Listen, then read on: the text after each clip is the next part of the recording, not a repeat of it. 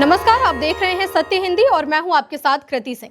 आइए रुक करते हैं इस वक्त की बड़ी खबरों की ओर। कांग्रेस ने पीएमओ पर घोटाले और पारदर्शिता की कमी का आरोप लगाया। नवनीत सहगल पर यूपी योजनाओं में 112 करोड़ रुपए का घोटाला। प्रसार भारती का अध्यक्ष बनने के बावजूद सहगल के खिलाफ जांच नहीं, सस्पेंस बढ़ा। कांग्रेस ने शुक्रवार को कहा कि प्रधानमंत्री कार्यालय यानी कि पीएमओ देश की सबसे ताकतवर संस्था होने के बावजूद संदिग्ध लोगों के हाथ में चल रहा है। ये आरोप प्रसार भारती के पूर्व अध्यक्ष नवनीत सहगल की अचानक इस्तीफे के बाद उठे हैं। कांग्रेस प्रवक्ता पवन खेड़ा ने कहा कि सहगल और उनके सहयोगियों ने यूपी में ओडीओपी और विश्वकर्मा श्रम सम्मान जैसी योजनाओं में 112 करोड़ रुपए का घोटाला किया। सहगल के बेटों की कंपनियां में फंड डाइवर्ट किए गए, बावजूद इसके उन्हें प्रसार भारती का अध्यक्ष बनाया गया। खेड़ा ने कहा कि पीएमओ एक पारदर्शी संस्था नहीं है। देश के पीएमओ में क्या चल रहा है, पीएमओ से चलने वाले ऐप में किसकी कितनी हिस्सेदारी है, इस ऐप में किसके परिवार के लोग शामिल हैं, बॉलीवुड और देश विदेश के कितने उद्योगपति इसमें शामिल हैं, जल्द ही हम इसका खुलासा करने वाले हैं। पुणे एमकॉर्प चुनाव से पहले एनसीपी की 2 गुटों में हलचल। अजीत पवार की अलग चुनाव रणनीति और घड़ी चिन्ह की वापसी चर्चा में। शरद पवार फिलहाल एमवीए में कांग्रेस और ठाकरे के साथ, राज ठाकरे से दूरी। महाराष्ट्र में शरद पवार और अजीत पवार की एनसीपी के 2 गुट चुनाव से पहले सियासी हलचल में हैं। पुणे म्यूनिसिपल कॉरपोरेशन के लिए सीट शेयरिंग की बातचीत लगभग खत्म हो गई है। अजीत पवार, जिन्होंने 2023 में अपने चाचा शरद पवार से अलग होकर बीजेपी के साथ गठबंधन किया था, अब अपने गुट की ताकत अलग चुनाव में देखना चाहते हैं। शरद पवार फिलहाल एमवीए में कांग्रेस और ठाकरे के साथ हैं, लेकिन राज ठाकरे और एमएनएस के साथ काम करने पर कोई फैसला नहीं है। अजीत पवार का घड़ी चिन्ह वापसी का संकेत भी चर्चा में है, जिससे दोनों गुटों के फिर से मिल जाने की अटकलें बढ़ चुकी हैं। कुलदीप सेंगर की सजा निलंबित होने पर हाईकोर्ट के बाहर प्रदर्शन। पीड़िता की मां बोली, फैसले से टूट गया भरोसा। सेंगर को सख्त शर्तों पर बेल, दूसरे केस में जेल में रहेगा। उन्नाव रेप केस मामले में दोषी और पूर्व बीजेपी विधायक कुलदीप सिंह सेंगर की सजा निलंबित होने के बाद शुक्रवार को दिल्ली हाईकोर्ट के बाहर जोरदार प्रदर्शन हुआ। इस प्रदर्शन में उन्नाव रेप पीड़िता की मां, महिला अधिकार कार्यकर्ता और कई सामाजिक संगठन शामिल हुए।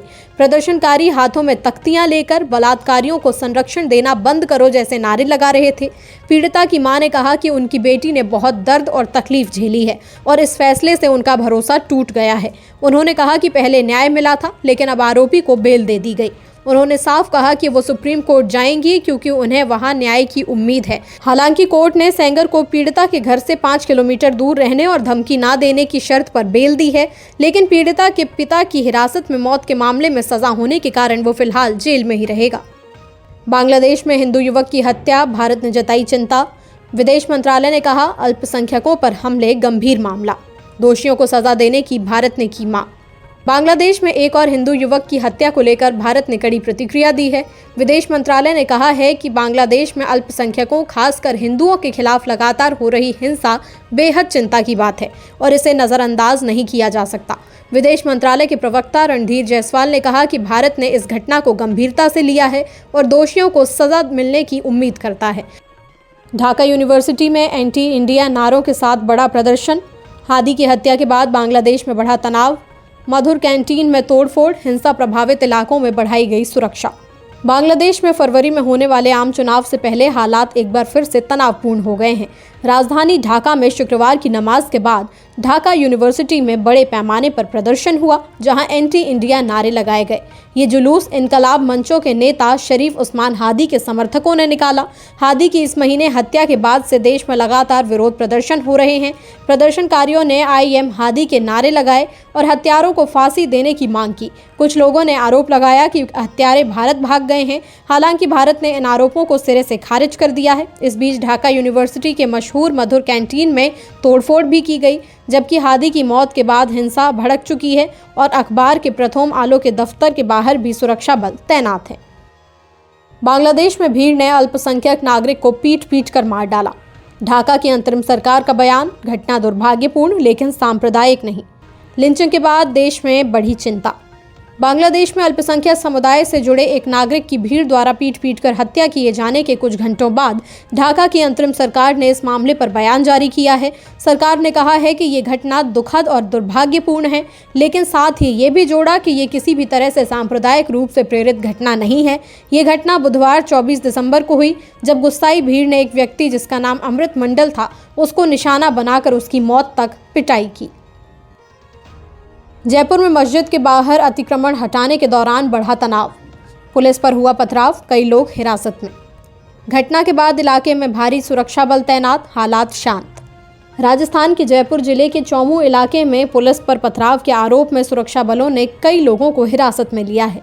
हालात को देखते हुए इलाके में भारी संख्या में पुलिस और अन्य सुरक्षा बल तैनात कर दिए गए हैं। दरअसल चौमू में कलंगिरी मस्जिद के बाहर अतिक्रमण हटाने की कार्रवाई चल रही थी, जिस दौरान तनाव पैदा हो गया। गुरुवार रात दो गुटों के बीच झड़प भी हुई थी।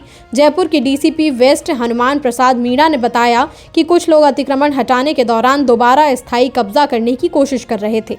इसी बीच कुछ शरारती तत्वों ने पुलिस पर पत्थर फेंके, जिसमें कुछ जवान घायल हो गए। फिलहाल स्थिति पूरी तरह शांत है और दोषियों पर सख्त कार्रवाई की जाएगी।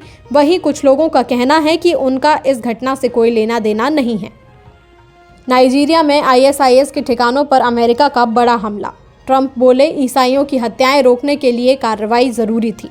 नाइजीरिया सरकार ने पुष्टि की, कई आतंकी मारे गए। अमेरिका ने नाइजीरिया के उत्तर पश्चिमी इलाके में इस्लामिक स्टेट यानी ISIS के आतंकियों पर हवाई हमला किया। यह हमला नाइजीरिया सरकार के अनुरोध पर किया गया। अमेरिकी राष्ट्रपति डोनाल्ड ट्रंप ने 25 दिसंबर को कहा कि ये कार्रवाई उन आतंकियों के खिलाफ की गई है जो इलाके में खास तौर पर ईसाई नागरिकों को निशाना बना रहे थे और उनकी निर्मम हत्या कर रहे थे। उत्तराखंड बीजेपी नेता ने सोशल मीडिया सामग्री हटाने की मांग। दुष्यंत कुमार गौतम बोले, अंकिता भंडारी केस में आरोप गलत तरीके से फैलाए जा रहे, सरकार को पत्र, सोशल मीडिया और चैनलों को निर्देश देने की अपील। उत्तराखंड में बीजेपी नेता दुष्यंत कुमार गौतम ने सरकार से सोशल मीडिया पर मौजूद कुछ ऑडियो और वीडियो सामग्री हटाने की मांग की है। इन सामग्री में उन्हें अंकिता भंडारी हत्या केस में संदिग्ध दिखाया गया है। दुष्यंत का कहना है कि ये उनकी छवि खराब करने की कोशिश है। आम आदमी पार्टी नेताओं पर FIR, धार्मिक भावनाएं आहत करने का आरोप। कनॉट प्लेस में किया गया सेंटा स्किट पर पुलिस जांच शुरू।